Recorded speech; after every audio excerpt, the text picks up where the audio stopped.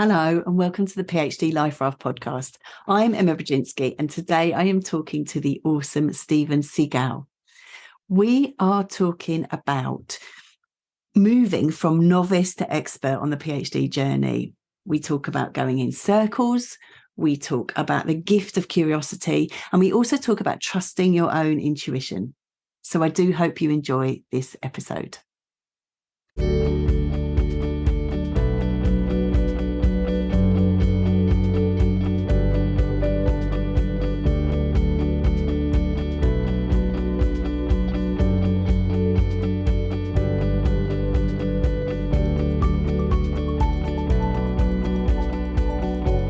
Hello, Stephen. Hi, Emma. Hi. It is lovely to have you with me here. I am always so delighted when people sort of reach out and say, can I, come and talk about a topic that is dear to their hearts. And so thank you so much for volunteering to come and talk with us today. We're going to get into your work in a minute and drawing on all this experience that you've had working with PhD researchers. But we're going to start, as we always do, with you. So can you tell us a bit about your story through your PhD and where that led you? Sure. I think when I began my PhD, I thought I knew what I was doing. Yes. And it didn't take me very long to find out that I didn't know what I was doing. And at first, that not knowing what I was doing was uneasy and uncomfortable. Yes. And I felt a bit embarrassed Yes. about not knowing what I was doing. Yes. But luckily, I had a research supervisor who said to me, not knowing what you're doing is actually a part of the lived experience of doing research. So you won't find it in the journals, you won't find it in the manuals, but actually, even once you become an accomplished researcher, they're still dealing with the uncertainty and unknown in what you're doing.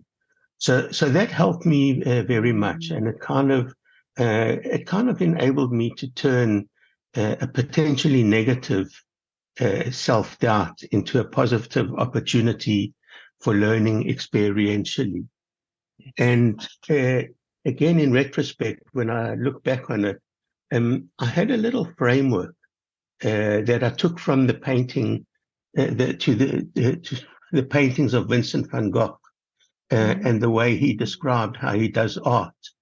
And he says, first he has an intuition, then he has a rough sketch, then the sketch begins to turn into a more detailed sketch, and then it begins to turn into a painting. And so they're kind of these iterations on the way to becoming a researcher, which I found very helpful, because what they said to me is actually going in circles is part of the process of doing research. Even though research outcomes in terms of theses and articles are written in a linear way, from the introduction through the body to the conclusion, actually the process of writing it up is not as clear and linear as that. And it does mean going around in circles. And luckily, having a background in hermeneutic philosophy, I saw those circles as kind of deepening the issue, gaining clarity, gaining more detail about the concerns that I was working with. And so it was embracing the confusion of research, making it clear that confusion is a part of research, and that it actually, and still in my experience, when I do research, I still get confused. And that's part of the challenge, is working with rather than against that uncertainty. I love this so much. I love it because it just goes straight to the heart of it. And as you say, so many people say, oh, but I'm just going round and round in circles, and that answer of like, yes, then you're doing it right. If you're going round and round in circles, then you are absolutely in that research process. I love it. I love it. I also just want to ask you, just in case there's people who are not sure about hermeneutics, if you could just, this is a ridiculous question. In a minute or so, Stephen, can you just explain to us hermeneutics? So hermeneutics is all about the relationship between the parts and the whole. And I often think of it as a puzzle. You know, a puzzle can't be done in a linear way. You start putting the parts of the puzzle together and it's scattered all over the place. And then you start to get a vision of the whole. And as you get the vision of the whole, you're able to more and more put the parts into place in relation to the whole. So hermeneutics is that art of putting the parts in the puzzle of a thesis or research into a whole. Yeah. I love it. And hooray to your research supervisor for recognizing that, naming it for you, and allowing you to see this process. Absolutely. We always love to give a shout out to the helpers out there. So this was your experience then on your PhD. So you had a kind of sense of an understanding of that. And since then, you've gone on to develop a kind of framework, a more developed framework from novice to expert. Tell us about that. So I guess the whole idea of most research training is that it deals with the technical dimensions of research and the conceptual abstract, but it doesn't actually deal with the experiential dimensions. And the whole idea behind novice to expert is that as a novice, no matter how much theoretical knowledge you have, it's not enough to substitute for learning through experience. And so being a novice is accepting that you're going to learn through experience. I often compare it to driving a car. You know, you can't learn to drive a car by following the manual for driving a car. I mean, you can get an abstract knowledge of what's involved, but it's usually stated in a linear kind of format. You know, first you do this, then you do that, then you do that. And so it appears to have a linear structure. But actually, when you are sitting behind the steering wheel of a car for the first time, it's not one thing at a time you're doing. You're kind of being challenged to do several things simultaneously. So you've got to have your foot on the accelerator, your foot on the clutch, you're holding the steering wheel, you're looking to see where you are in relation to other cars, you're noticing the speed that you're going. So it's actually quite a complex activity. So I think being a novice is something like this. You know, you've got all these things to coordinate, but you don't yet have the sense of poise, or you don't yet have the sense of balance between the different parts. And so the thing about a novice is, again, no matter how much conceptual knowledge, they are emotionally and existentially unfamiliar with the world in which they are going. You know, just like going to a new city or country for the first time, you're existentially unfamiliar with what you're in. And so the whole thing about a novice is that they're unfamiliar. They're emotionally, psychologically, existentially unfamiliar. So first of all, it's really helpful if a novice can recognize that they're a novice.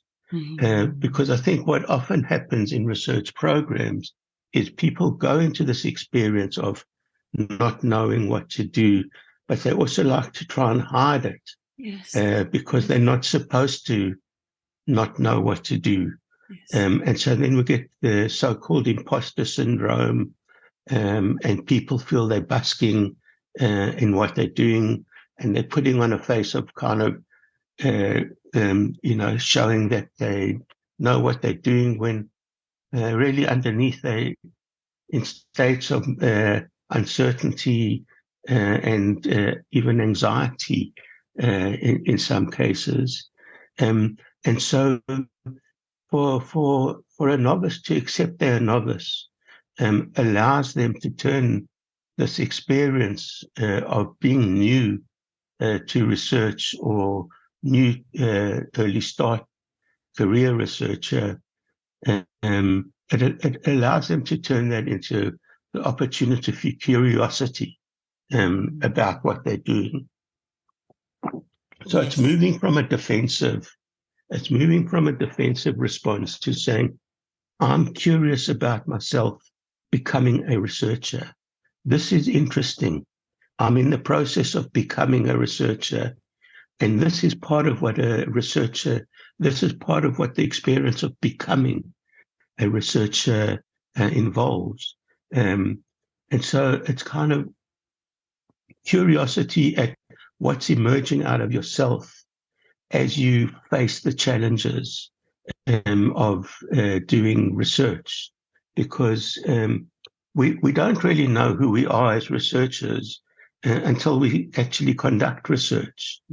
And we only develop our research way of being, if I can call that. We only develop our research way of being as we leap into the research journey. And so I think that's a second point that's important for a novice. Is a novice kind of leaps into the research. Becoming a researcher is an existential risk. And an existential risk is the risk of you don't know what you're doing in advance of doing it. It's even, I sometimes compare it to riding a bicycle for the first time. You can have all the abstract rules of riding, but to ride, you actually have to take a risk. You have to leap onto the bicycle, and you won't get the poise and the balance initially, and you'll wobble, and you might even fall off the bicycle. But it's as you kind of embrace that risk of falling off the bicycle that the world of bicycle riding opens up to you. And I think it's the same with research.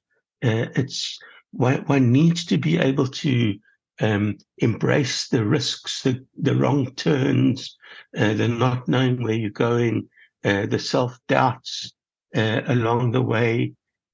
These are to my mind, they are part of the process of being a novice. A novice has an uncertainty, a risk, an unfamiliarity, even an anxiety about what they're doing. And those anxieties and uncertainties are not what I call psychological uncertainties. They are uncertainties that belong to the process of becoming a researcher. So it's not to say that there aren't psychological uncertainties, but there's also a set of uncertainties that are an intricate part of becoming a researcher through going through the novice phases of uncertainty. Those uncertainties can turn into psychological anxieties, depending on how we deal with those uncertainties. So again, some of us might get very defensive and threatened, and we might want to run away and say, I can't do this, I'm not doing this, I'm not good enough, and so on. And those can move into psychological anxieties. But a lot of those are also part of the research process. And the more I think that supervisors are able to articulate that for research candidates, the more that you actually are able to turn uncertainty into a questioning process. Because existentially, um, uncertainty is the emotional basis of questioning. From an existential perspective, we question when we are in uncertainty, when we are not sure of what we're doing. And that to me is a central part of being in the novice phase, and then working towards overcoming the novice phase of being a researcher. So in that journey towards going beyond the novice, there's also a tendency of new researchers with their insecurity to try and follow the rules of doing research. So I remember there was a time in which I was higher degrees director of higher degrees research. And many of the students would do the first year of research, which was a program, and it was divided, I think, into 4 parts: one on research questions, one on literature review, one on data, and so on. And so the students kind of learnt a little bit about the process of research. But when they came to the actual thesis part of the research, they were looking to these almost formulas that they'd been given in the first year to direct them, and so they were very conscious of what they were doing. They were more kind of aware of themselves doing research than they actually were doing research, if that makes sense. You know, they were too busy watching. They were too busy seeing, am I doing the right thing? Yes. Am I following the right procedure? And that's at a step removed from research. So the kind of phase here is to be able to let go of the need for the rules of research, to let go and kind of plunge into the research. I love this sense of actually being the novice, being the researcher, that you kind of coming into research, that you can jump in, and that it is this sense of, well, I love the metaphors of motion that you're using, because it is that sense of you don't have to put the brakes on. you can kind of, because I think a lot of PhD researchers have that kind of accelerator brake experience. I want to go forward, but I'm not sure. And I hear what you're saying is actually, just don't put the brakes on, just go in, go all in. And I think this sense of potential freedom in that, and that I love what you're saying as well about this uncertainty that you're feeling, to let it be generative, let it be a generative phase in the work, because it, as you say, it brings about curiosity and it brings about new discoveries, because you're not certain. If you're not certain, you're looking out. I love it. And you're talking about the novice phase, but then this is from novice to expert, so people are moving through different phases as a researcher. So I wonder if you could say a little bit about kind of where you might get to at that other end on that journey. So in general, there'll be 5 phases, but I think I'll deal with 3 phases. And the middle phase is what's called practical coping. So, in the middle phase, you're starting to develop your competence as a researcher, and you're starting to develop your confidence as a researcher. So you're getting a sense of what to do. And you're starting to be able to, even just looking at your own thesis, you're starting to be able to get a sense of the relationship between the parts and the whole of the thesis. It's not yet fully emerged, but you can kind of almost see some light on the horizon there. And so you've developed embodied practices of knowing how to do research, not just intellectual practices, but really felt deeply emotional sense of, I call it research feel. You're developing your research feel at this stage. And so that's, you're beginning to cope. And so that's why it's called practical coping. But there's still a sense of awareness of kind of, what am I doing? All these questions are not yet answered. When we come to the expert phase, ironically, or perhaps, I don't know, counterintuitively, the expert is someone who's developed an almost completely intuitive understanding of research. They generally don't need to think about how to go about doing research. They just know how to go about research. So the novice had to keep thinking about doing research the whole time. The expert in research just knows what to do, and they can navigate complexities. They can see opportunities where, I often compare it to, sports. A good football player will be able to spot the gaps where kind of the average football player wouldn't see the gaps on the field, and so the kind of expert researcher can see the gaps. They can do several things at the same time. They can understand the relationship between the parts and the whole of the jigsaw puzzle. And it doesn't mean that they don't have uncertainty.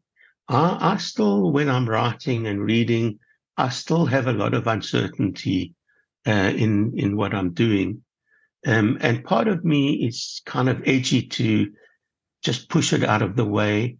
But another bigger part of me is say, okay, stay with the uncertainty. What is the uncertainty telling you, is it telling you that you've left out something somewhere and you haven't attended to it properly? So that uncertainty becomes a kind of opportunity for scanning my work and for thinking about my work in non-deliberative ways, if I can put it like that. Absolutely. And so the expert is kind of riding the bicycle. They're driving the car. They don't have to think about driving the car. They don't have to think about riding the bicycle. And more than that, they're developing their own style in what they're doing. So I'll drive in this way, you'll drive in that way. I'll do research in this way, you'll do research in that way. And so that's kind of all about developing your research voice, your research confidence, your confidence in your competence as a researcher, and your ability to be playful as a researcher. I think in the early days, because of the uncertainty and anxiety, we tend to be too serious about the research. But as our confidence and competence grows with our material, and then it's fun. I've coined a term. I call it excitement. And excitement is a combination of anxiety and excitement. I think that's what research is for me. There's excitement. It's exciting, but it's also uncertain at the same time. Yeah. Yes, and that's what keeps us in it, right? Because it is playful and because it is joyful and because it is exciting, anxiety. But yeah, I love that. I love that. And I love this kind of call to trust your intuition and to become your own researcher, whatever that means for you, with your own values, with your own ways of working. With your own sense of fun that you bring into it. Oh, I love it so much. And I know that you've been working with people on this kind of process and sharing the discoveries that they have had. which of course is unique to each individual, which is so beautiful to see people blossoming into being the researcher that they're meant to be. Absolutely. Which I think is very different to what people think they're going to happen. I always say, the PhD is a personal development program, and you get a thesis as a bonus. That is what is going on, isn't it? This sense of... I totally agree with it. I think it's a personal development. I think it's a process of becoming a researcher. It's almost like self-actualizing yourself as a researcher. Yes. It absolutely is. And that's the truly beautiful gift of being a PhD researcher, this opportunity to become more you and share that with the world. Stephen, thank you so much. And we will have details in the show notes where people can find out more about what you do, because it is awesome. And also, just as a side note, I think you should get your own podcast because your voice is amazing and I could listen to it all day. But before we go, I always ask a very unfair question in terms of, it's truly reductive in terms of giving a top tip. But do you have, if people can recognize that novice part in themselves, or even recognize the excitement in themselves, do you have any top tips that people could sort of take away from today? So I think that for me, the top tip would be around learning to listen to your uncertainty.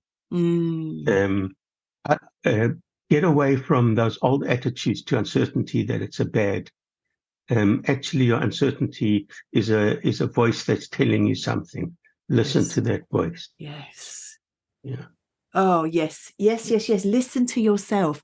And this is the thing, isn't it? I think as you say at the beginning, people wanted to, to follow the rules and get it right. And people then are more likely to listen to other people than they are to listen to themselves. And actually listening to yourself, you will find out all sorts of amazing things. Listen to yourself. Stephen, thank you so much for sharing your wisdom with us. It is amazing work that you're doing. And thank you very much, Emma. I really appreciate this opportunity. And thank you all for listening.